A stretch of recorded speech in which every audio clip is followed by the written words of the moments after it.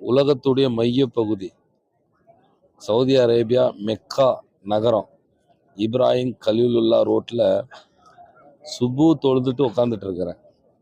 இந்த ரோட்டில் பல நபிமார்கள் வியாபாரம் செஞ்சுட்டு இருந்த ஒரு ரோடு இது. என் பின்னால் தெரியுது பாருங்க, அதுதான் கிளாக் டவர். அதுக்கு அப்படியே பின்னால் தான் மக்கா காபத்துல்லா இருக்கு.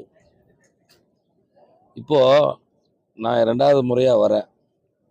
20ஆம் தேதி 2023 வந்தேன். இப்போ 2025 20ஆம் தேதி வந்தேன். இன்னைக்கு டேட் 22.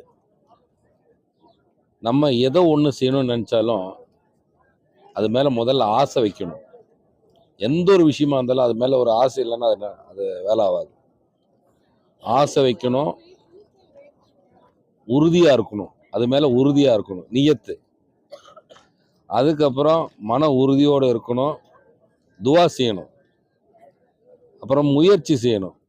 இறைவன்கிட்ட நம்ம துவா செஞ்சுட்டு இருந்தோம்னா கண்டிப்பாக அந்த விஷயம் கபூல் ஆகும்.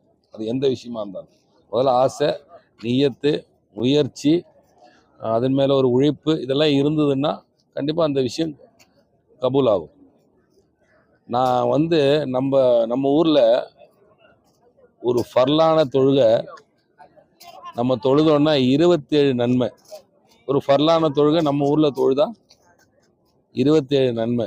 அதே அரம் ஷரீஃபில் மக்கா முன்னாடி 2 ரக்காத்து எந்த தொழுகை தொழுதாலும் 1,00,000 நன்மை. காபத்துல்லாவை பார்த்துட்டே இருந்தால் 1,00,000 நன்மை. அல்லாஹ்வுடைய அரசு நேரடி மேலே இருக்கு. அல்லாஹ்வுடைய பார்வை நேரடியாக காபத்துல்லாவை நோக்கி இருக்கு. அல்லாஹ்வுடைய பார்வை நேரடியாக காபத்துல்லாவை பார்த்து நோக்கி இருக்கு. நம்ம அங்கே என்ன கேட்குறோமோ, துவா கேட்குறோமோ, நம்ம தேவைகள் கேட்குறோமோ, அது அந்த இடத்துல கபூல் ஆகுது. அவ்வளோ சிறந்த இடம் இது. அதனால் இது சொன்னால் புரியாது, இங்கே வந்தவங்களுக்கு தான் தெரியும். இங்கே வந்தவங்களுக்கு எத்தனை தடவை வந்தாலும் சலிக்காத ஒரே இடம்னா இந்த இடம் தான். நம்ம எவ்வளோ பணம் வச்சுருந்தாலும் எந்த மூளைக்கு வேணாலும் போகலாம், எவ்வளோ ஊர் வேணாலும் சுற்றி பார்க்கலாம். ஆனால் இந்த இடத்துக்கு வரணுன்னா கொஞ்சம் சிரமங்கள் இருக்குது. அல்லாஹ்வுடைய நாட்டம் இருக்கணும், அல்லாஹ்வுடைய உதவி இருக்கணும். பணம் இருக்கும், வரத்துக்கு முடியாது. அல்லாஹ்வுடைய நாட்டம் இருந்தால் அது முடியும். அதனால தான் சொன்னேன், இங்கே வர்றதுக்கு முதல்ல ஆசை வைக்கணும், அப்புறம் நியத்து செய்யணும், அப்புறம் அது மேலே ஒரு உழைப்பு செய்யணும், அப்புறம் மன உறுதியோடு இருக்கணும், உடல் ஆரோக்கியம் வேணும், அதுக்கப்புறம் அல்லாஹ்ட்ட துவா செய்யணும். அல்லாஹ் கொண்டு வந்து சேர்த்துருவோம். பணம் ஒரு பெரிய விஷயமே கிடையாது. பணம் இருக்கிறவங்களாம் இங்கே வர முடியும்னு நினைக்காதீங்க. அல்லாஹ்வுடைய நாட்டம் இருந்தால் வர முடியும். அதனால் இங்கே வந்தால் நம்ம ஊரில் ஒரு ரக்காத் தொழுதா 27 நன்மைன்னு சொல்கிறாங்க. அது இங்கே தொழுதா 1,00,000 நன்மைன்றாங்க. அப்போ பாருங்கள், நம்ம எவ்வளோ வாழ்க்கையில் தொழுகையை நம்ம விடுவிட்டு போயிருப்போம்.